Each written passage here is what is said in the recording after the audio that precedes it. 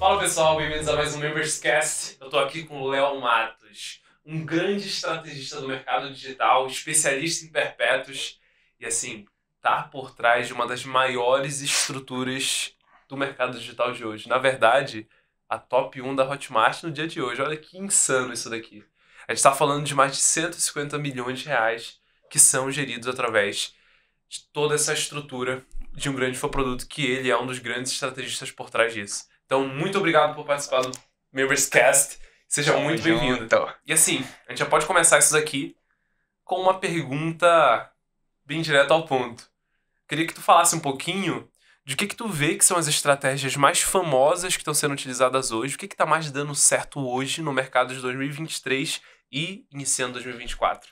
Boa. Primeira coisa, eu queria agradecer o convite aí, seu, do Yuri, toda a galera da The Members, para falar e bater um papo com vocês.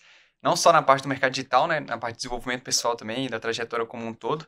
E assim, cara, começando pela sua primeira pergunta aí, eu acho que hoje a estratégia que mais funciona, eu até gosto de falar que depende do produto, né? Então, se a gente pega ali um front-end, um produto que está começando que tem um ticket mais baixo, geralmente a gente gosta de colocar um perpétuo, alguma coisa que vai ser low touch, né? Então ele vai ter um pouco contato, ele já vai conseguir converter, ele já vai conseguir fazer a compra. Quando já é um produto que é um pouquinho mais caro, aí a gente já precisa de uma estrutura um pouco mais robusta. Eu falo assim, quanto mais vai aumentando o ticket, melhor e mais tem que ter o ponto de contato, seja com o expert, ou seja com o produtor, com o seu cliente final. Então, geralmente, quando é middle-end, a gente prefere por optar por um lançamento, um tipo de estratégia em que a pessoa vai ter um contato maior. E aí, quando você vai ter um high ticket ali, por exemplo, aí você já tem que ir para um inside sales, você já tem que ir para uma consultoria que o cara vai estar fornecendo ali todo o conteúdo, toda a sua estrutura por trás. Ele vai ver que tem pessoas ali por trás, vai ver que tem um time ali por trás. Então, eu falo que assim, cara, a estratégia ela vai depender muito do seu ticket, né, e do objetivo que você tem com aquele produto. Então, eu colocaria para produtos de front-end um perpétuo ali, que vai ser mais low touch. Para middle-end, na maioria dos casos, eu vejo que lançamento funciona muito. E para high-end ali, que é um produto de high ticket também, eu vejo que essa questão de um time de inside sales é bem importante. Então, é dependendo do nível de maturação do produto. Show demais. E assim, imagina que o Léo tá iniciando agora o produto dele, mas ele não tem produto, ele não tá operando uma estrutura dessa, ele tá começando do nada. O que tu faria, o que tu começaria fazendo? Boa. Essa é uma pergunta muito boa, porque, tipo assim, eu acho que não só eu, mas você também, a gente passou por muito desafio de tentar errar, tentar e errar. E uma premissa que eu gosto muito, principalmente eu gosto de estudar muito desenvolvimento pessoal, que é do Tony Robbins, que ele fala que, cara, você tem que sempre modelar. Então, por exemplo, uma empresa que ela já fez um exit, que ela já foi vendida, ela pode se dar o luxo de querer inovar, de querer criar coisas extremamente novas. Mas eu sempre recomendo para o cara que está começando, ele usar o princípio da modelagem. E modelar é basicamente você vê o que já está funcionando no mercado e você trazer isso para você, entendeu? Então, eu passei no meu início, eu queria inventar muita coisa, eu falava que eu queria testar várias coisas, e aí depois que eu comecei a seguir esse princípio de modelagem, que é, beleza, o que já está funcionando no mercado? Como que eu pego e replico isso dentro da minha estrutura? Eu acho que, assim, disparado foi a coisa que mais funcionou para mim. Então, assim, cara, para começar um produto hoje, modela que a gente está fazendo muito bem feito, e antigamente, a gente não tinha essa questão de, quero aprender como que o cara faz. Eu tinha que pesquisar, eu tinha que testar muito. Hoje, muitas pessoas, justamente por ter plataformas como a The Members, os caras já abrem o seu próprio conteúdo lá dentro. Então, tipo assim, é muito mais fácil você usar o princípio da modelagem do que você ter que criar tudo do zero. Então, começar é modelar o que a gente já está fazendo muito bem, estruturar exatamente como ele está fazendo e trazer isso para sua identidade pessoal, para sua personalidade. Show demais. Por esse caminho. Entendi. Então, dá para fazer um estudo de mercado até de uma forma simplificada, entender que quem está mais perto do que eu quero fazer, entender se ele está realmente tendo resultados. A gente pode até colocar umas ferramentas para ele fazer essa espionagem, né? Exatamente. Isso, inclusive, é muito bacana. O cara poder utilizar ferramentas como aquela que faz o rastreio dos links. Como é que chama mesmo? Cara, eu tô esquecendo. A gente usa muito a AdSpy, né? O SEMrush. SEMrush, AdSpy. O próprio Ad Library. O cara simplesmente abria a livraria de anúncios do Facebook. Isso aqui é um hack que, pô, não é possível. Não sei quantos de vocês já estão fazendo isso, mas deviam fazer cada vez mais. Ver quais são os anúncios que eles estão rodando e ir a fundo lá. Quais são as páginas que estão indo? Como é que funciona isso aqui? Exatamente. Entender a fundo como tá rolando. Outra coisa que ajudou muita gente também, né, principalmente pra mim, individual, foi literalmente entrar no funil do cara. Então, tipo assim, beleza, ele tá colocando uma landing page lá, eu colocava, preenchi o cadastro. Aí eu falava, interessante, esse cara tá mandando esse e esse e-mail. Ah, beleza, tem uma pessoa do time me chamando. Ou não, ele tá me redirecionando no link. Então, tentar entender a fundo, e não só como um cliente, mas como uma pessoa que quer entender qual que é a estratégia por trás daquele negócio. Foi uma coisa que me ajudou muito também. Então, Top. usar o princípio de modelagem a fundo é uma coisa que eu fazia muito, e ainda assim eu faço muito daqui pra... Eu pretendo fazer muito daqui pra frente também, porque é uma coisa que... por que a gente quer aprender com nossos erros, sendo que dá pra aprender com os erros dos outros, né?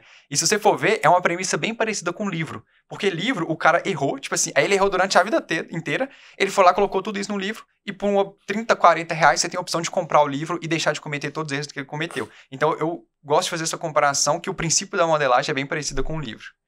Pô, animal. E assim, tu tá trabalhando numa estrutura que eu sei que tu faz um trabalho de dados muito aprofundado, tu faz um trabalho estratégico e mapeamento de mercado bem realizado. O que a gente tem que se preocupar? Quando, por exemplo, chega aqui, a gente tem muitos produtores que estão ouvindo a gente.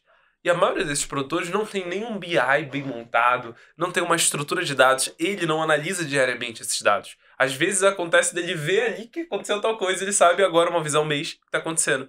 Quais são os dados mais importantes? Imagina que um cara está num perpétuo, que é uma das suas especialidades. Quais são os dados mais importantes que o próprio produtor devia estar de olho todo dia atrás de saber o que está acontecendo com o negócio dele? Boa. E ele deve sim montar um BI ou não? Boa. O que tu acha? Boa pergunta.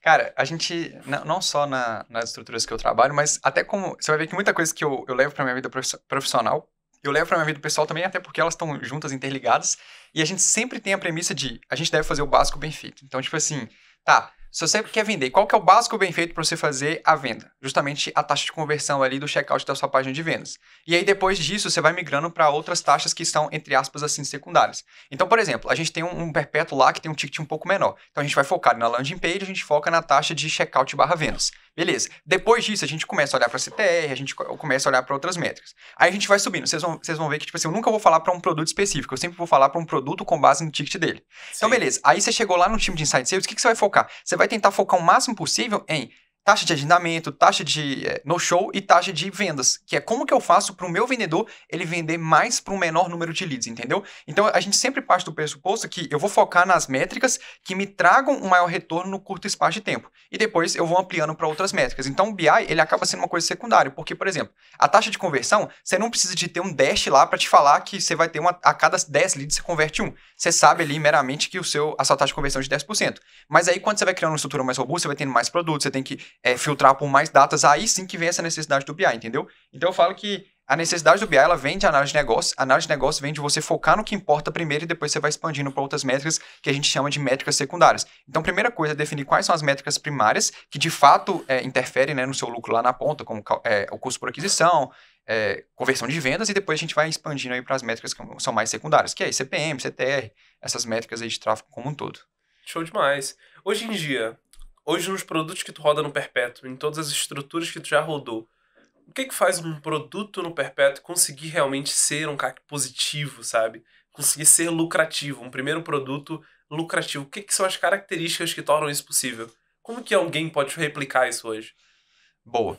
Tem, assim, alguns princípios que eu acho que são básicos para você ter uma boa performance no Perpétuo. O primeiro deles é a questão da narrativa. Então, tipo assim, o que você quer mostrar que você vai transformar na vida da pessoa. A segunda é a questão de... A Big Idea como um todo, que tá bem próximo da narrativa também, né? Tem alguns princípios ali que são diferentes.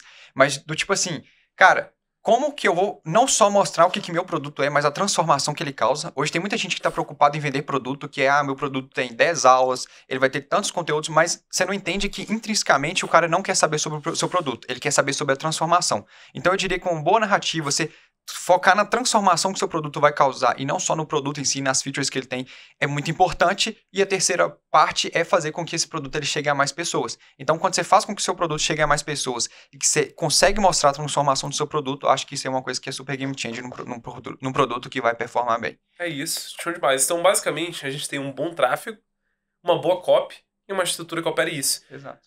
Qual é o 80-20, na tua visão, de um bom tráfego e um bom copy? Como é que tu analisa isso? Boa. Claro que a gente tem um resultado, né? A gente tem um resultado que gerou, mas como é que eu julgo se isso aqui pode ter um potencial de resultado? Boa. Cara, vou te fazer uma pergunta, né? Até para responder essa pergunta do seu 80-20. Quem que você acha... Se duas pessoas te indicassem um produto para comprar, Por exemplo, o Yuri quer ser um amigo ou uma pessoa que acabou de chegar na rua, né? Você encontrou na rua e falou assim, cara, compra esse produto aqui comigo. Qual que você tem maior probabilidade de comprar? Meu amigo, pelo relacionamento. Exatamente. Confiança. Então a premissa é a mesma que a gente usa para o tráfego. Eu acho que assim, a premissa básica do tráfego é não só você fazer com que mais pessoas cheguem até você, mas que essa pessoa ela se sinta próxima de você. Porque a venda, ela acontece, é basicamente uma troca de confiança. É quando o cara ele confia em você, ele confia que que você vai transformar a vida dele, ele vai lá, tira o cartão do bolso, ele vai lá e passa. Então eu acho que até resume os dois, né? O 80-20 dos dois é você gerar esse relacionamento, você gerar confiança. Tanto para a construção da narrativa, da copy, do cara chegar e falar assim, cara, esse cara é uma autoridade, esse cara, ele não tá fazendo isso só por causa de dinheiro, ele tá fazendo porque ele acredita realmente na transformação. Porque tem muita gente hoje que olha só no dinheiro, só no dinheiro, só no dinheiro, mas vê que isso não se sustenta no longo prazo. E quando você foca estritamente na transformação que você vai gerar no cliente, ele reconhece isso, entendeu? Por mais que tem algumas pessoas que não reconhecem, isso é só de curto prazo. No longo prazo, eu vejo que as empresas que mais se sustentam são aquelas que são focadas realmente em transformação. Então, tanto para o tráfego quanto para a copy, eu sempre considero que o 80-20 é você criar essa intimidade com o seu lead, com aquela pessoa que você está entrando em contato, para fazer ela confiar em você a ponto de você conseguir converter ela. Sim, então, por exemplo, toda a produção de conteúdo vai ser em ajudar ela. Eu conheço várias pessoas, né? Isso eu até não gosto, não é que eu não gosto, né? Eu até não tenho o hábito de comentar muito, que tem muitas pessoas que compram o produto de players que eu já fiz parte de estratégia e tal, por mera reciprocidade. Então, assim, às vezes o cara nem tava usando o produto, mas ele falou assim, cara, eu quero comprar esse produto porque eu quero te ajudar. Isso é bizarro, mas acontece muito. Por quê? Porque você gerou tanta reciprocidade, você transformou a vida tanto do cara, que o cara fala assim, cara, eu quero comprar esse produto só porque eu quero te ajudar, porque você já me ajudou muito. Então, sempre ter essa mentalidade de foco em transformação, foco em mudar a vida da pessoa, que, consequentemente, eu acho que vai vir um bom tráfego e vai vir uma boa conversão na página de vendas também. Lógico, né? Não é dispensar a parte técnica de copy, sem entender sobre o mecanismo único de valor, mecanismo único de solução, de problema, sem entender como que funciona a construção, como que você tira o seu lead da zona, você bota o seu lead na zona de desconforto, de chamar a atenção dele. Tem coisas que a gente vai falar aqui ao longo do podcast que são mais técnicas, mas a gente não desperdiça tudo isso, mas o 80-20 é criar essa intimidade com ele. Show demais. Cara, tu falou um negócio agora que muita gente aqui não sabe o que funciona. Se tu conseguisse resumir pra gente como é que funciona essa história dos mecanismos, o mecanismo único, os mecanismos de solução, o mecanismo do problema, tem vários mecanismos. Quais são esses mecanismos? Qual é o resumo pra quem não conhece isso conseguir entender essa parada? Boa. Eu acho que mais pra frente um pouco também, eu acho que eu vou até falar um pouco como que funciona, né? Quais que são as minhas expectativas sobre o mercado pro futuro do marketing digital como um todo. Mas se eu pudesse resumir assim, de forma bem simples, mecanismo único de problema mecanismo único de problema e solução é basicamente qual que é o seu único jeito de transformar aquele único problema daquela pessoa, entendeu? Então, muitas vezes ela tem um problema que às vezes é amplo, só que você mostra para ela que o produto que o problema é um pouco mais fundo. Então, vou dar um exemplo no nicho vou tentar resgatar aqui um exemplo do nicho de emagrecimento. A pessoa, às vezes, ela tem um problema lá de que ela não consegue emagrecer. E aí ela não consegue emagrecer e tal. Pode ser porque algum tipo de célula específico dela não está catabolizando a gordura, por exemplo. Então, você identificou um problema que ela não sabia que ela tinha, que ela não tinha visto em outro lugar. E aí você vai lá e dá um mecanismo único de solução. Tu tem um mecanismo do problema, já definiu isso. Exatamente. Né? O problema é porque não está catabolizando a gordura. Exatamente. E às vezes ela não tinha consciência. E isso cria até aquela sensação de, tudo bem você ter esse problema. Você não sabia que você tinha esse problema. Exatamente. Tu faz a pessoa se sentir acolhida. Esse, na verdade, era o seu problema. Exatamente. E aí, vem a virada. Inclusive, são estruturas que a gente pega não só do Stefan George, que é um cara que criou essa questão de... Na verdade, tem várias pessoas que falam sobre mecanismo, né? Mas ele traz muito isso à tona. E do Stefan... esqueci o nome dele agora, mas... São duas pessoas que trazem muito essa proposta de mecanismo. E aí você criou um mecanismo único de problema, você traz um mecanismo único de solução. Tipo assim, qual que é a forma de resolver isso? Aí tô dando um exemplo hipotético aqui. Vamos supor que você extraiu lá da Amazônia um pozinho de guaraná que ajuda a catabolizar isso, entendeu? É um mecanismo único. Único. Por quê? Ele tem características específicas e únicas dele. Específicas e únicas dele. Tu pode trazer sobre o pessoal já aquele conceito de sofisticação do mercado. E essa visão sobre como é que tá o crescimento e o futuro do mercado. Tanto no Brasil quanto no mundo. Claro. O que acontece? A gente, lá no início, né? Eu pego no início do marketing digital aqui no Brasil, né? Tem uns dinossauros do marketing, que é o Érico Rocha, essa galera que começou bem no início e tal. Conrado Adolfo. Conrado Adolfo, de vendas também. Tem uma galera que, assim, antigamente, bem no surgimento da Hotmart, nos primeiros anos ali, era muito mais fácil você criar uma oferta, porque a única coisa que você precisava era de um problema. Então a pessoa ela tinha um problema, então ela não conseguia solucionar, por exemplo, uma renda extra da vida dela. Então era só você chegar e fazer a oferta. Olha, ensino a fazer renda extra. Era até a época que você não precisava nem de landing page. Você pegava o link do checkout, você fazia um anúncio e você mandava essa galera direto pro checkout. E a galera comprava, isso convertia. Aí a gente passou por uma próxima evolução, que é o seguinte. Ah, beleza. A galera já tem um problema, mas agora existem várias pessoas que entenderam que esse é um mercado lucrativo e a gente vai precisar de mais ofertas diferentes. Então começou a entrar algumas coisas de ofertas específicas. Então agora eu não vou te ensinar, por exemplo, vou voltar do emagrecimento, que é um nicho que todo mundo conhece, assim. Não basta a gente falar que você vai te ensinar a emagrecer. A gente vai te ensinar a emagrecer 7 quilos em 30 dias. Então essa foi a nova sofisticação. E além disso, o que foi acompanhando? Enquanto lá antigamente você mandava para o checkout, agora você precisava de uma landing page. Então você precisava de elevar todo o nível de consciência do cliente na landing page para então ele converter. E depois a gente passou para um outro nível de sofisticação, que é o nível que a gente está passando agora, que é o de mecanismos. Que não basta, porque já tem vários concorrentes tentando oferecer a mesma solução. Então, como que você vai ter a sua PUV, que é a sua proposta única de valor? Como que você vai se diferenciar dos outros?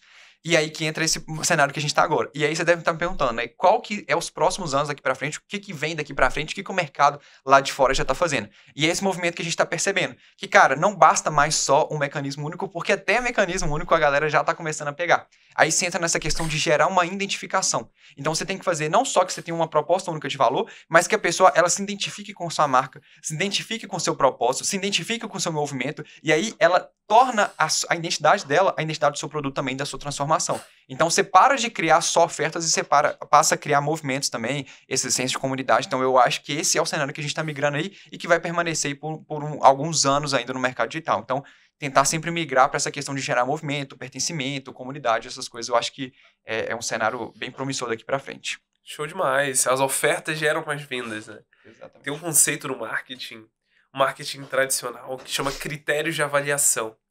Os critérios de avaliação, basicamente, é que quando eu vou comprar um tênis, a gente tem uma série de critérios que estão na nossa mente, muitas vezes, no nosso subconsciente, que faz a gente tomar uma decisão.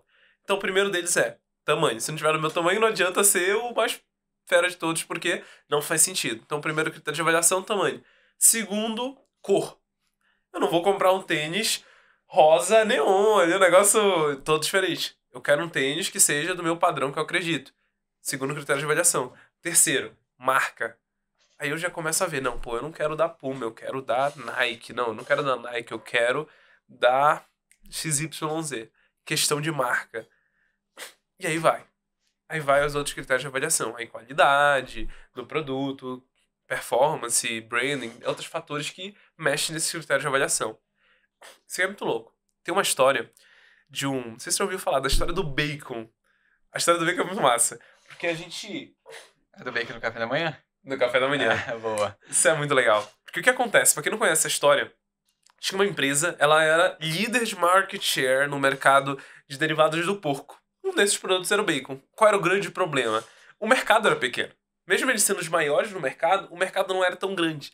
Então, o que eles foram fazer? Eles contrataram, na época, uma consultoria de uma pessoa bem famosa, que eu esqueci o nome, mas eu lembro que, se eu não me engano, ele era descendente de algum grande filósofo, assim. Mas esse cara tinha uma consultoria de marketing, e o que ele fez? Ele percebeu que ele precisava expandir o mercado do bacon e dos derivados de bacon. Ele pegou vários médicos, fez um abaixo-assinado com mais de 4.000 médicos que proteína no café da manhã era muito benéfico para a saúde. Ele conseguiu fazer esse abaixo-assinado. Ele divulgou esse abaixo-assinado em jornais, televisão, vários locais. Ele criou um critério de avaliação. Agora, o meu café da manhã precisa ter proteína. Até hoje, quem nunca ouviu que o café da manhã é a refeição mais importante do dia? Isso aqui foi criado por essa campanha lá atrás. Aí o que ele fez? Criou essa necessidade como critério de avaliação e vendeu o bacon como solução. E vendeu o bacon e vendeu. Aí veio junto os ovos. Os ovos adoraram esse negócio. Os caras que vendem ovo adoraram isso daí. Mas aí ele criou uma cultura, porque ele mudou o critério de avaliação. Então olha que insano. O marketing, a gente pode mexer no critério de avaliação. Se a gente adiciona uma coisa no critério, a gente controla a decisão de compra. Olha que massa. Então imagina o seguinte. Eu tenho uma ferramenta. Vamos dar de exemplo a ferramenta da The Members. A The Members, ela traz diferenciais como ter um aplicativo próprio, que traz push notification. E se a gente coloca push notification como critério de avaliação na decisão de uma ferramenta? A gente muda a rota de decisão. Então isso é muito legal, porque quanto mais o marketing avança, inclusive isso pode ser imputado de uma forma sem necessariamente ser a marca se comunicando. Ela cria para as pessoas de forma invisível que a pessoa está vendo que isso é importante e na hora dela tomar uma decisão de compra, ela decide. Isso com a sofisticação de mercado, vão se criando novos critérios de avaliação. Por exemplo, estão se criando critérios de avaliação nesse momento de sustentabilidade, por causas, estão criando vários critérios de avaliação para diferentes coisas, para fazer a nossa decisão ser baseada nisso. Hoje em dia, se tem um influenciador ruim numa marca de chocolate, a marca desvaloriza. Bis e Kit Kat. O Bis, o pessoal detonou com a Bis porque tinha um influenciador lá e o pessoal não gostava dele. Isso fez desvalorizar. Critério de avaliação novo adicionado, de forma negativa. Então, se a gente consegue controlar os critérios de avaliação, isso para aplicar para curso online pode ser muito forte. Por quê? Eu posso simplesmente criar uma tese que o meu curso trabalha e eu rodo anúncios defendendo essa tese sem a intenção de venda. E eu deixo esse público aquecendo nessa tese e depois eu anuncio para ele para vender esse produto. Por exemplo, emagrecimento. Eu chego e falo que a tese é Keto Diet. A dieta lá, Keto, que é uma tese, se eu não me engano, a Keto Diet, ela é de low carb, um negócio sem carboidrato, um negócio assim, cetogênica, né? Eu começo a rodar uns anúncios com estudos falando sobre isso para esse público. Depois dele clicar naquele anúncio para ver a matéria, aí eu rodo um anúncio de compra do meu curso de Keto Diet. Tem mercados que estão muito sofisticados nesse sentido de marketing no perpétuo. Se a gente for pegar um mercado, por exemplo, de encapsulados, eles fazem muito isso. E eu vejo que o mercado de infoprodutos está começando a tracionar um pouco mais nesse sentido de colocar os critérios de avaliação para depois inserir a parada da compra. Antes da jornada de compra, ele coloca o desejo daquele tipo de produto. E ele reforça a autoridade sobre a necessidade daquele problema e da solução dessa dor para o mecanismo único. Então eu pego esse mecanismo único da Keto Diet e eu reforço que aquele é o mecanismo que tem que ser seguido por XYZ, de forma invisível, e depois eu embuto o meu produto com aquele mecanismo único. Então isso é uma forma até de lidar com essa evolução de mercado. Eu trabalhar já entre os mecanismos únicos, eu falar e mostrar as vantagens de forma invisível do meu mecanismo para afetar no meu mercado. Então nessa parada de sofisticação eu queria muito trazer essa parada porque faz muito sentido. E assim, o que tu acredita que vai virar esse... Porque a gente está falando de low ticket, mid ticket, high ticket. O que tu acredita que no mercado, no futuro, vai cada vez mais ser? Vai ser mais caro? Vai ser mais barato? Não tem nada a ver, vai se manter, vai flutuar.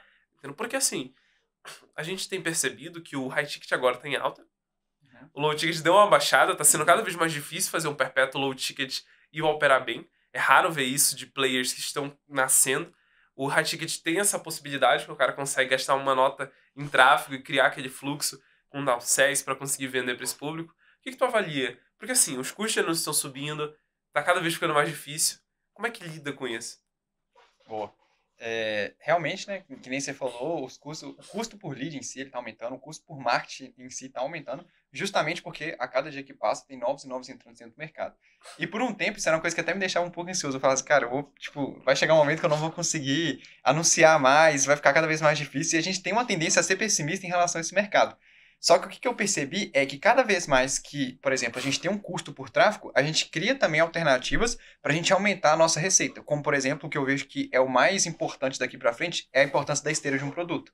Então, tipo assim, você consegue criar agora ali um produto que eu vejo que todas as empresas elas estão migrando para criar não só uma esteira também, mas criar um ecossistema. Então você cria ali um produto que às vezes pode ser um middle-end, mas você vai ter um high ticket, por isso que high ticket está agora, porque high ticket quase não existia no Brasil, agora está existindo muito, mas você pode criar também um outro middle-end, porque você entendeu que quando ele compra o seu produto, ele tem uma outra dor. Então às vezes o cara ele quer aprender, por exemplo, a ganhar mais dinheiro. Aí o cara começou a ganhar mais dinheiro e ele começa a brigar com a esposa. Então você vê que ele tem a dor de melhorar o seu relacionamento. Então você vai criando não só um produto que sobe para cima, mas que ele sobe horizontalmente. Então eu acho que o futuro é cada vez mais com o aumento do custo por aquisição, você investir em criação de ecossistemas, que é o que eu vejo que a maioria das empresas estão fazendo. E além disso também, um case famoso é a própria Amazon. Então, tipo assim, a Amazon provavelmente, não sei se você sabe, mas a galera toda da Amazon, elas investem e tomam prejuízo na ponta justamente porque ela entende qual que é o LTV do produto dela. Então ela fala assim, cara, eu posso gastar $100 num produto que eu vou ganhar 30, mas eu já entendi que o meu LTV do meu cliente é $250. Então ela paga 100, ela fica no prejuízo, mas ao longo do período ela vai comprando toda aquela esteira de produtos que tem lá dentro. A gente tem um ditado que costuma dizer que é o seguinte: quem pode gastar mais pelo mesmo cliente ganha. Exatamente. É exatamente isso. Porque se eu posso ter uma SLO, né, uma Self Liquidating Offer, é uma oferta que ela não foi feita para lucrar na ponta, ela foi feita para ser o custo do lead.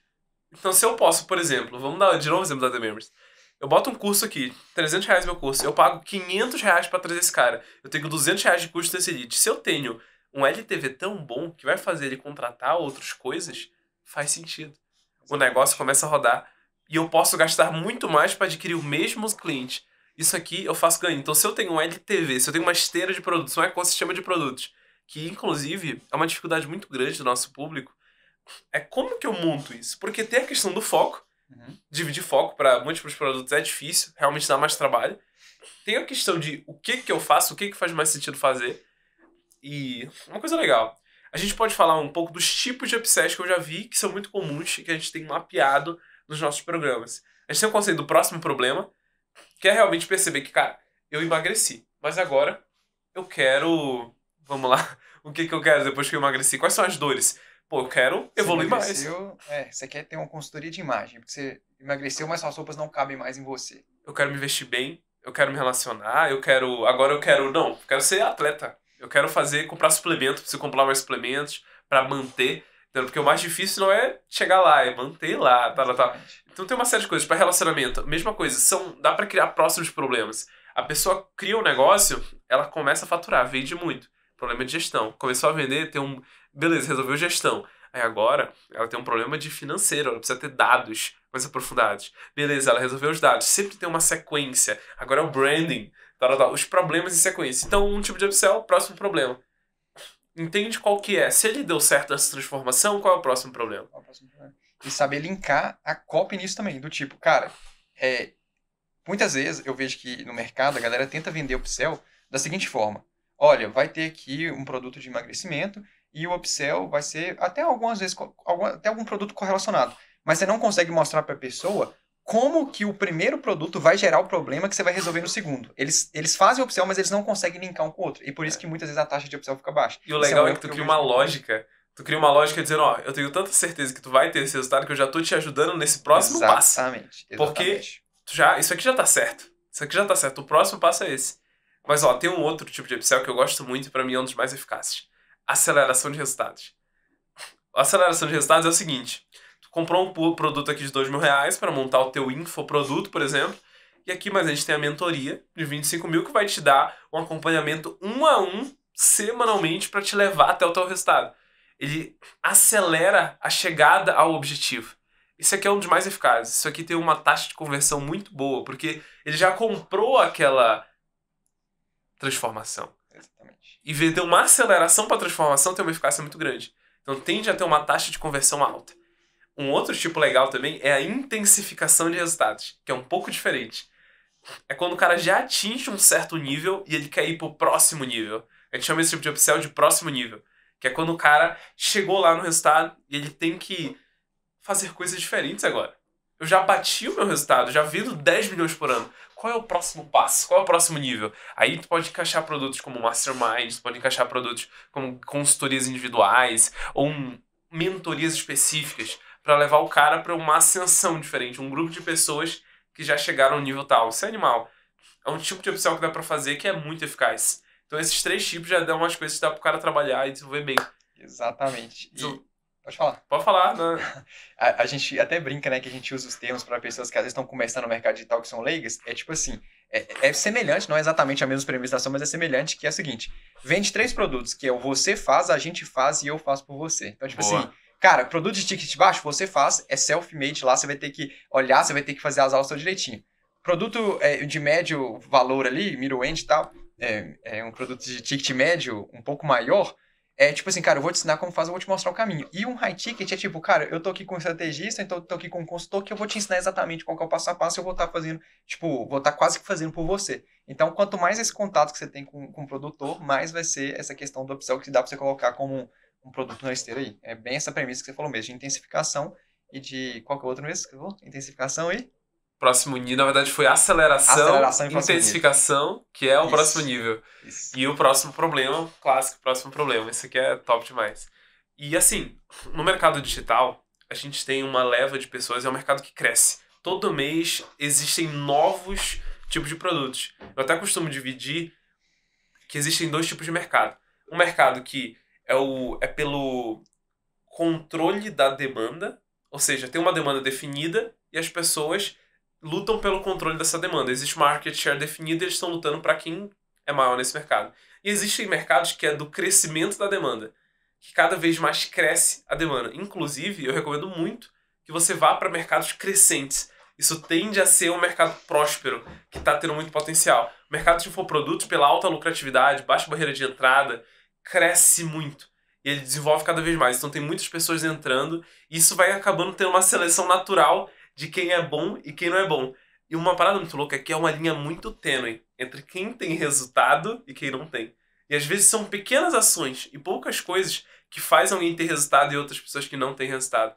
Na tua visão, eu queria que tu discorresse um pouco sobre o que faz a pessoa ter resultado de verdade. Sair dessa linha tênue de quase dar certo para realmente dar certo. Boa. Eu até, tipo assim, não tava lembrando dessa frase, mas quando você falou isso aí, eu lembrei uma frase que é muito da hora, que eu acho que resume muito isso sobre a linha tênue entre quem tem resultado e quem não tem. E a frase é a seguinte: não sei aonde que eu vi, não sei qual é o autor também, então se alguém vê qual que é o autor, fala aí nos comentários. Mas basicamente, esse autor ele fala o seguinte: olha, caiu uma. Não, peraí. Uma pedra, ela se rachou ao meio após. Não sei se você já escutou essa frase. Após a 100ª primeira gota d'água.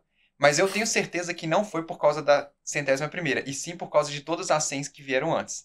Então, muitas vezes, você tenta uma coisa, tenta, e não dá certo. Aí você tenta e não dá certo. E se você tentasse mais uma vez, essa uma vez dá certo. Só que você não vê a evolução que você tá tendo, entendeu? Você só vê que você tá errando, que você tá errando. Então, eu acho que a linha tênue de quem não consegue para os que conseguem é aqueles que tentaram mais uma vez e tentaram mudando a mesma coisa, né? Que tem a diferença de insistir e persistir. Fizeram uma melhoria contínua até dar certo. Exatamente. Não é se vai dar certo, é até dar certo. Até dar certo, exatamente. Boa e quando demais. você insiste, você tá fazendo a mesma coisa, agora quando você persiste, você tá fazendo coisa diferente. E tipo assim, eu sempre falo, né? Tem pessoas que levam mais tempo porque por inúmeros fatores. Às vezes porque a pessoa ela tem a oportunidade de ter uma carga menor de estudo, então ela tem menos acesso a conhecimento, e essa pessoa é comum ela gastar um tempo maior para conseguir dar certo. Diferente de uma pessoa que às vezes ela vai gastar 10, 8, 12 horas por dia estudando. Essa pessoa é mais provável que ela tenha um resultado expressivo mais rápido. Então, tipo assim, eu acho que a linha tênue é justamente essa questão da persistência, entendeu? Do que dá certo e do que não dá certo. Show demais. Como é que tu vê essa relação entre constância e intensidade? Porque a gente tem uma luta diária que a gente muitas das vezes, eu por exemplo, tenho uma tendência a ter picos de intensidade e baixas de intensidade. É aquela coisa, eu tô com muito pique pra fazer tal coisa. Dia seguinte já tá no baixo pique. Fica nesse desce e sobe de intensidade. E a gente percebe cada vez mais, eu percebo que a necessidade de se manter constante, ela acaba sendo muitas vezes mais importante do que a intensidade numa operação. Porém, o que faz alguém ter resultado rápido, ter resultado cedo, é a capacidade de se manter constante de alta intensidade. Como que eu faço para conseguir ter uma alta intensidade e ter uma constância? Boa. Esse é um bom ponto. Um ponto que eu relutei muito na minha vida para saber como que eu ia conseguir essa constância e essa intensidade também. Então, às vezes, por exemplo, em todo escritório que eu chego, em todo lugar que eu trabalhei, a galera sempre fala assim, mano, como que você consegue chegar tipo, tão cedo, sair tarde, como você consegue ficar estudando tanto tempo tipo, na frente de um computador, como você consegue ter uma produtividade tipo assim grande? E eu colocaria 2 principais motivos por causa disso, né? O primeiro é você ter um porquê muito forte. Então, tipo assim, esse porquê, muita gente eu vejo que até no mercado fala assim, que o seu porquê não pode ser tal coisa, ou que deve ser aquilo e tal. Só que o porquê eu acho que é uma coisa bem individual. Às vezes, o cara, ele teve um impacto emocional tão forte de, cara, ele tá frustrado com a vida que ele teve, que ele fala assim, mano, eu quero mudar de vida. E aí o porquê dele eu quero fazer isso porque eu vou mudar de vida. Só que tem pessoas que às vezes não teve esse impacto emocional mais forte e você precisa criar o seu porquê. Então, tipo assim, cara, você quer, sei lá, viajar, ou então não, você quer, tipo, levar a sua esposa ou seu marido, tipo, pra viajar mais vezes, ou então você quer dar uma condição melhor pra sua família, ou não, você quer transformar a sociedade, ou não, você quer transformar o seu bairro, ou você quer transformar as crianças. Geralmente, os que são os porquês mais perpétuos é o que está relacionado ao outro, nunca você. Mas não existe certo ou errado, isso é individual de cada um. Então, o primeiro ponto que eu acho que ajuda você a ter a consistência é essa questão do seu porquê. Você identificar o seu porquê e entender que, cara, é por esses dias que eu acordo, é por isso que eu acordo todos os dias. E a segunda coisa, então isso aí vai ajudar a sua intensidade e o que vai ajudar a sua consistência é justamente a questão do hábito. É você tornar o hábito. Eu falo que é muito mais fácil você fazer alguma coisa todos os dias do que você fazer poucas vezes na semana. Então, por exemplo, leitura, né? Quando eu lia, tipo, 2 vezes por semana, às vezes chegava o sábado, eu falava assim, não, segunda eu faço. Ou então chegava segunda, eu falava, não, terça eu faço. Porque eu preciso ler só 2 vezes por semana. Então eu conseguia negociar comigo mesmo, eu negociava com a minha mente. Diferente de mim hoje, que eu falo assim, cara, todos os dias eu vou ler. Então, tipo assim, não tem negociação, entendeu? Todos os dias eu quero ser 1% melhor. Então, pra intensidade, eu colocaria a questão de saber o seu porquê e pra consistência, eu colocaria de tentar formar o hábito. E formar hábitos é uma coisa até um pouco mais complexa, como, por exemplo, saber qual que é a sua identidade, saber, por exemplo, beleza, tem vários estudos que mostram que quando você chega para um fumante e fala assim, cara, você tá fumando? E se a pessoa chegar para você e falar assim, cara, eu não tô fumando mais, mas se ela se considerar um fumante, ela vai tender a fumar, ela vai tender a voltar. Então, o que você considera que você tende a ter os comportamentos. Se você falar assim, cara, eu sou um atleta, você vai tender a ter comportamentos de atleta. Se você achar que você é um empresário, você vai ter comportamentos de gestão de liderança. Então, a sua identidade é muito importante, a formação dos hábitos também e o seu porquê. Eu colocaria esses 3 quesitos aí para você conseguir ter uma alta intensidade e uma alta constância. Show demais, show demais. Inclusive, isso que tu falou agora, sobre definição da identidade de quem eu sou, o que eu acredito que eu sou, tem uma coisa que é muito legal, é a matriz do TCC. TCC, no caso, a terapia cognitivo-comportamental. Depois, quem puder, joga aí matriz do TCC, procura lá as imagens e olha a divisão de como que funciona a tese da matriz do TCC, que é uma forma, é uma abordagem, acredito que seja a abordagem mais ampla utilizada na psicologia para fazer as consultas clínicas, as terapias, no caso. A base da TCC é justamente eu alterar esse ambiente que a pessoa está e sobre o que ela pensa. Porque isso forma a forma que ela age. E é muito legal, porque se eu conseguisse abrir aqui, porque eu não consigo abrir aqui, mas depois vocês pesquisam, matriz do TCC, dá pra ver isso de uma forma bem visual, de como que funciona a estrutura do pensamento que a gente tem. E isso se replica muito, eu achei muito interessante, de certa forma parecido, com o que eu vejo do desenvolvimento pessoal. E eu fiquei, caraca, parece que se conectou certas coisas que se encaixaram. No fundo, se eu penso, eu tendo a agir daquele jeito. E o que eu penso é definido pelo que eu acredito. E o que eu acredito vem do que eu acredito que eu sou. E é muito louco. Quando eu altero aquilo que eu penso, eu posso também fazer a reversão. Se eu alterar aquilo que eu penso, alterar aquilo que eu ajo, eu começo a mudar o que eu sou. Mas ao contrário também. Exatamente. Se eu acredito que eu sou outra coisa, eu altero o que eu penso, e eu altero o que eu penso, eu altero o que eu faço. E no fim das contas, a gente é resultado daquilo que a gente faz todos os dias. Isso é muito legal. Assim, eu gosto muito da abordagem neurológica, inclusive aplicada ao marketing. Aquele conceito da dopamina, da ocitocina, do dope, que basicamente são os 4 hormônios relacionados ao prazer, à emoção, à felicidade, até ao amor, né? Que são dope. A dopamina, a ocitocina, a gente também tem a endorfina, dopamina, ocitocina, endorfina e a serotonina da felicidade. Tinha que lembrar disso. Beleza. E assim, quando a gente tá nessa jornada de ter uma constância, um desafio muito grande é que quando a gente vai iniciar um projeto, a gente vai iniciar e se manter constante àquele projeto, se apegado a ele, a gente tem um grande desafio. Que aqui no começo a gente tem um grande nível de dopamina e a gente vai executar. Só que quando a gente começa a ter resultados, imagina que eu tô no meu negócio e começo a faturar. Quando eu começo a faturar, eu me descolo daquele momento em que estava doendo. Aquele momento que eu não tinha resultados. Aquele momento em que a vida estava difícil e o desejo de crescer estava muito alto. Por causa da dor. Eu fui subir um pouquinho e eu comecei a ter resultados. Eu fico num limbo, onde eu não estou perto o suficiente da dor, mas eu também não estou perto o suficiente de um grande resultado. Eu fico no limbo. Eu não tenho nem a dor de um resultado fraco, nem o desejo tão forte. É como se fosse ímãs. A dor, ela é o imã. Ela vai tentar te puxar ali para aquela dor e vai te impulsionar lá para frente. Se eu tô perto da dor, eu fico lembrando daquilo. Quem não tá? Quando o mês tá indo mal, a gente começa a pensar, cara, isso der tudo errado. O que eu vou fazer? Vai dar merda. Vai quebrar tudo, vai ser um caos. Isso te faz te mexer, isso te faz agir. Isso te faz ir a mais, ir além, correr atrás de coisas diferentes. E quando eu tô perto de um grande resultado, aquilo aí te dá um desejo absurdo. Um desejo absurdo de crescer, de fazer acontecer, de chegar lá. O grande problema é quando tu tá no limbo. Nesse meio termo ali. Eu queria te perguntar um pouco o que tu vê pra fazer a pessoa se mexer. Porque assim, quando eu tô no limbo ali, e tem muita gente, acredita em mim, tem muita gente que tá lucrando no mercado, mas não tá percebendo que o mercado tá evoluindo, não tá percebendo que ela precisa se mexer para crescer e para se estabilizar. Ela, muitas das vezes, não tá focada em criar um negócio, tá focada em criar uma renda, uma oferta. Queria que tu passasse um pouco dessa visão, porque a tua operação ela não é só uma renda, só uma oferta. Tu trabalha numa operação que virou um negócio. O que a gente pode fazer para fazer uma operação ter perenidade, ter crescimento e fazer sair um pouco dessa visão de oferta e nessa relação de tipo, pô, agora eu tô precisando fazer uma oferta melhor. Não, olha, eu tô perto de fazer um lançamento grande e tal.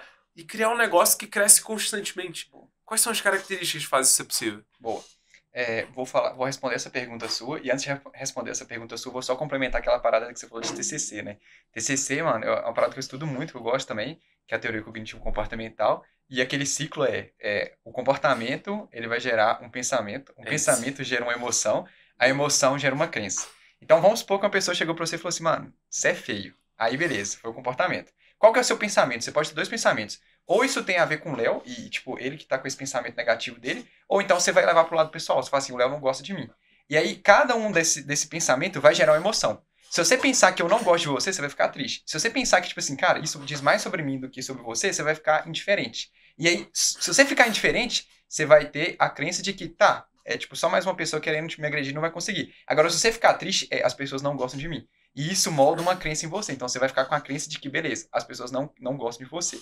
E aí, eu até falo, né? Porque cada pessoa tem o seu processo de desenvolvimento, justamente porque, às vezes, você nasceu com inúmeras crenças que outra pessoa não teve. Então, por isso que a trajetória ela é única de cada pessoa. Então, é realmente bem importante, eu falo que você desenvolver todo esse quesito emocional seu para depois você passar para o técnico, gestão, liderança, essas coisas. E aí, respondendo a sua pergunta, né? O que você diferencia de uma empresa que você considera perene para uma empresa que está focada só em oferta ali? E aí, eu vou te dar um case de um cara que eu conheci há um tempo atrás e que ele colocou uma meta de faturar 1 milhão por mês.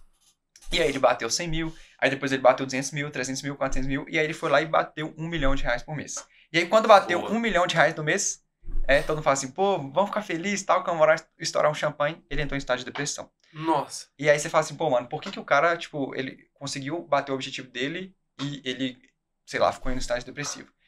Justamente porque ele colocou um marco final pro objetivo dele, que era, cara, o meu objetivo é bater 1 milhão. E aí, quando ele não viu sentido na vida mais, ele falou assim, cara, não tem porquê, tipo, batalhar mais, não tem porquê eu esforçar mais. E eu acho que o que diferencia empresas que são, tipo, imediatistas ali, que não olham para um longo prazo, do que empresas que são perenes, é justamente você vai ver que eu vou falar muito disso, de focar na transformação. Porque quando você muda de faturar 1 milhão por mês para, tipo assim, cada vez mais mudar a vida das pessoas, ou então, tipo, fazer com que a pessoa melhore no relacionamento, ou fazer com que a pessoa melhore a vida financeira dela, o seu objetivo é infinito. Porque existem 7 bilhões de pessoas no mundo, então você nunca vai ter, tipo, aonde parar. E aí, mesmo você conseguindo, tipo, ganhar dinheiro, você vai ver que o dinheiro não é só o que você quer buscar, você vai ver que você tá transformando as pessoas. Então, tipo assim, eu falo que a transformação que você causa não se resume aos depoimentos que a galera te manda. Então, tem muitas pessoas na The Members hoje que tá mudando a vida que você não faz ideia e que você nunca vai saber, mas você tá mudando a vida dela e que você tá fazendo, tipo, ela não ia conseguir empreender, ela ia ter que pagar muito caro para conseguir ter uma estrutura que vocês fornecem hoje, mas por uma parcela ínfima, ela tá conseguindo ter estrutura. E você tá mudando a vida dela, entendeu? Então, eu acho que, enquanto vocês quiserem crescer, vocês vão crescer justamente por causa disso. Porque além do dinheiro, vocês estão gerando transformação também. Então, eu sou muito em modelar empresas que são bem-sucedidas e também pessoas que são bem-sucedidas. E de empresas que são bem-sucedidas, um padrão que eu descobri delas é isso. Cara, eles olham muito pra transformação. E a transformação é muito mais perene do que, tipo, uma única oferta, entendeu? Porque se tu gera transformação, tá tudo certo. Exatamente. Se tem transformação, naturalmente as pessoas vão te recomendar e o negócio vai ficar perene. Tem um conceito que a gente chama de Golden Point. Golden Point é quando o negócio principalmente para recorrências. A gente pode se inspirar isso para outros tipos de negócios, mas para recorrências funciona da seguinte forma. É quando eu tô tendo mais indicações do que cancelamentos de forma orgânica. Então, naturalmente, meu negócio cresce só porque... Churn negativo. Churn negativo. Tem mais pessoas entrando por indicação do que gente saindo. Isso é o golden point. O teu produto tá tão bom que ele cresce sozinho. Significa que tá na hora de socar pra escala. Crescer esse negócio, porque o produto tá entregando. Isso é um ponto muito legal, porque produto é a base da operação. E a gente vive com isso. Na verdade, o mercado brasileiro hoje, ele não se importa tanto com o produto, mas ele tá cada vez percebendo a importância de investir no produto. Tesla, de criar iPhone, um bom produto. Apple. É o que faz um negócio sério de um negócio que, na verdade, não é um negócio. Exatamente. É só uma oferta. Exatamente. Essa foi a proposta, esse foi o conceito que a gente percebeu. E nessa dor na The Members, a gente queria construir um produto perene. A gente não queria construir um produto, na verdade. A gente queria construir um negócio. Isso mudou tudo. Aí a gente queria ir atrás de uma plataforma que entregasse o que a gente precisava para fazer isso. E aí a gente percebeu que a gente não tinha opções naquela época. Não conseguia fazer isso. E a gente foi lá e criou essa solução pra gente usar. Só que a gente percebeu que outras pessoas também precisavam disso. E aí nasceu esse conceito da The Members que a gente tem hoje. Dessa desejo de construir um produto de alto valor que possa se tornar um negócio. E a gente conseguiu criar esse ecossistema e hoje a gente está se tornando uma casa de empresas de educação. Onde empresas de educação estão criando produtos realmente transformacionais e estão criando toda essa roda. Muito além de uma oferta, e sim de um negócio mesmo. E que tem um foco na entrega do produto e não só na venda. Ele realmente tem foco na qualidade. Para o aluno dele ser quem compra em sequência. Porque assim, hoje a gente tem taxas horríveis. Taxas como? Isso de mercado padrão. Naturalmente, no mercado hoje, 80% das pessoas não finalizam treinamentos online. 50%, isso em média, porque tem tickets muito baixos também, não abrem após o primeiro dia. Comprou no dia 1, 48 horas depois não abre. Cara, isso não existe. Isso é muito ruim. Por que isso acontece? Como que a gente pode mudar isso? É por isso que a gente se veste. Porque assim, educação é meio de transformação de vidas. A gente consegue transformar massas. Imagine que hoje a gente tem mais de The Members ativos. A gente cresce por mês de mais de 180 mil alunos. Isso no último mês. E isso são 180 mil vidas novas sendo impactadas de alguma forma através da educação. Isso é um tamanho que é inimaginável. Quantos maracanãs a gente tem que encher? 2 maracanãs? Pra bater isso? É muita gente. É muita gente e isso transforma diretamente. E assim, eu queria que tu passasse um pouco dessa visão da importância da gente cuidar do nosso LTV e de fazer uma jornada de sucesso que realmente entrega valor. Porque como é que eu vou vender um produto high ticket sendo que o meu produto inicial gera um brand negativo? Não vai rolar. Entendeu? Como é que tu vê essa questão da esteira de produtos? Como que tu montaria uma esteira de produtos? Pensa no cara que está iniciando o projeto dele. O cara que não tem tantos produtos assim. O que tu faria nessa sequência? Onde é que tu daria atenção? E como que tu montaria uma esteira de ascensão para isso? Tá. Essa resposta vocês vão ficar até surpresos, né? Justamente para quem está começando. Tipo, como construir uma esteira de produtos? Eu falo o oposto. Não constrói uma esteira de produtos. Quando você está saindo do dia zero, se isso for um impeditivo, porque o que eu comecei a entender, principalmente eu que trabalho com pessoas que ensinam a criar infoprodutos, a pessoa colocava um impeditivo gigante, porque ele falava assim, nossa senhora, eu tenho que criar um upsell, eu tenho que criar isso, eu tenho que criar aquilo, e a pessoa não saía da inércia. A gente até sempre fala, né, isso eu parafraseei do Wendel, que é contra-intuitivo. Qual que você acha que, a maioria das pessoas, por exemplo, qual que você acha que é a faixa mais difícil de conquistar? A branca, a amarela, a azul ou a preta no jiu-jitsu? Entendi. A preta é todo mundo fala assim, todo mundo acha preta, né? Que é a mais difícil. Só que, na verdade, tipo assim, não é. A mais difícil é a branca, porque é você dar o primeiro passo, entendeu? Então, geralmente, as pessoas demoram 30 anos pra pegar a faixa branca, que é pra dar o primeiro passo, e depois elas precisam de 10 anos pra pegar a faixa preta. Então, eu sempre falo que o mais difícil é o primeiro passo. Então, pra quem tá começando assim do 000...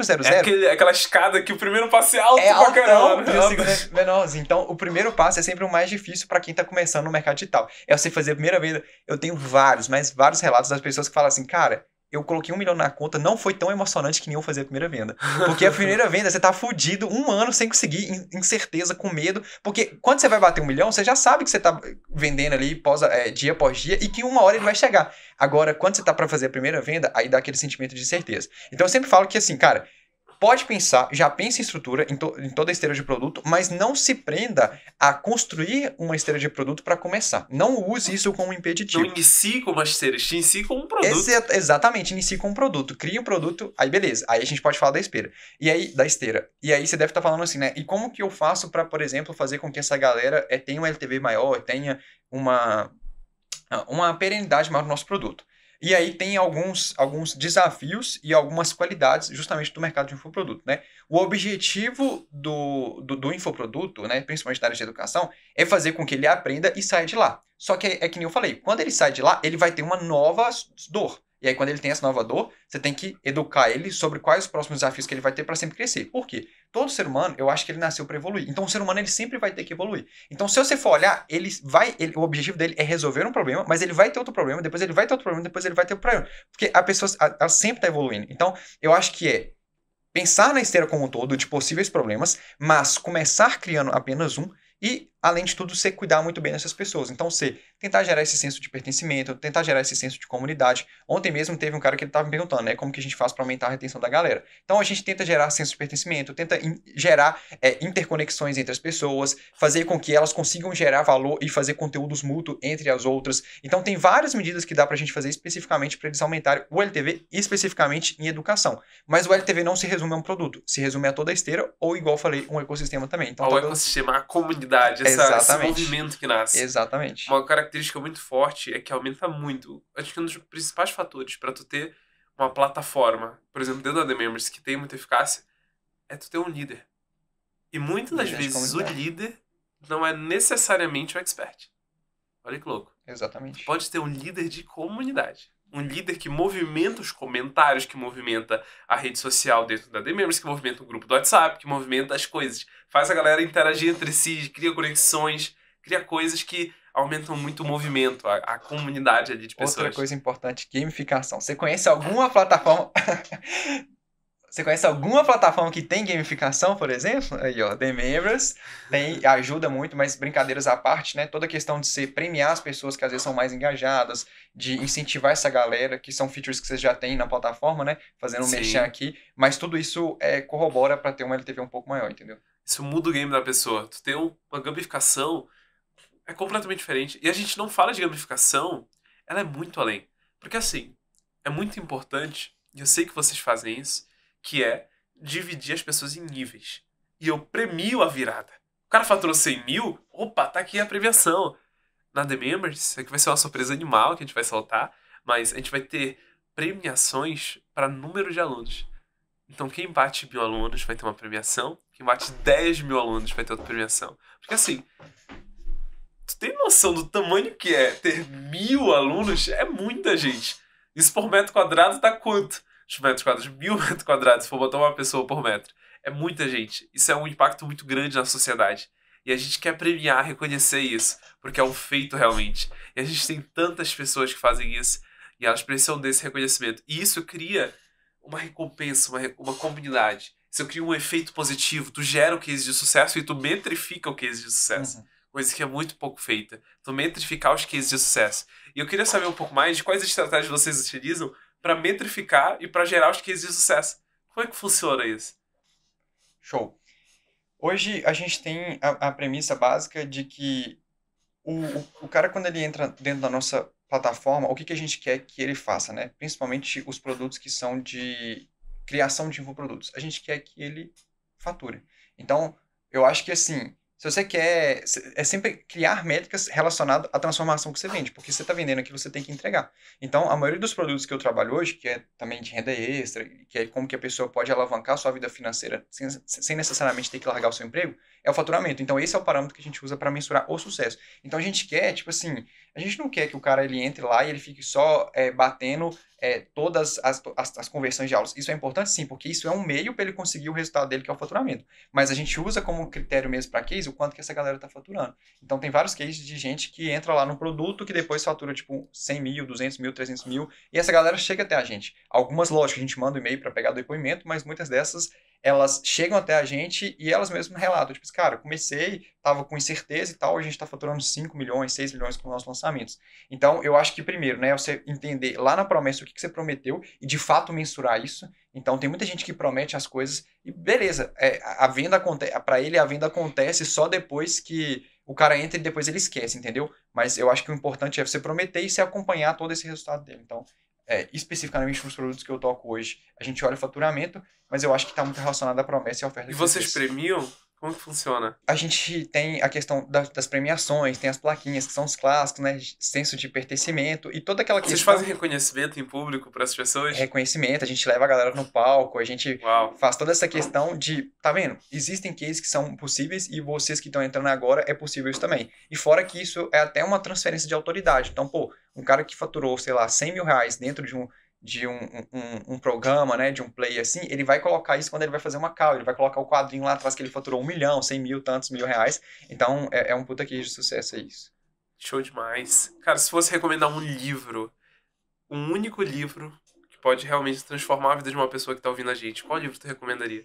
Cara, essa foi pesada, tá? Porque eu leio livro pra caramba e, tipo assim, todo livro, eu falo que é uma proporção também de 80% 20%. Você lê o livro inteiro, mas só 20% daquele conteúdo que é realmente transformador. Mas você nunca vai ter aqueles 20% se você não lê o livro inteiro, né? Então são poucas coisas que mudam, mas que... Uma mineração ali. tem uma mineração.